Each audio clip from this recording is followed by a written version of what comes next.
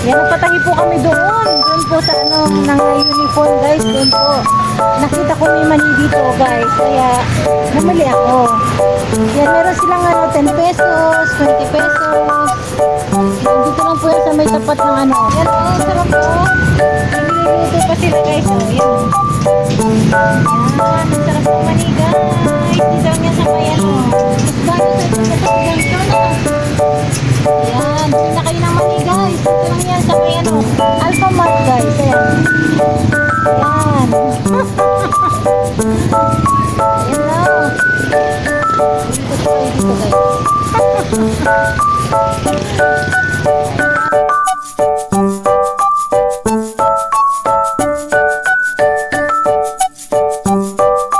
Kung bago ka pa lang sa aking YouTube channel, please subscribe na po kayo at i-all bell nyo na yan para updated kayo sa mga susunod kong video. Thank you for watching. Bye-bye!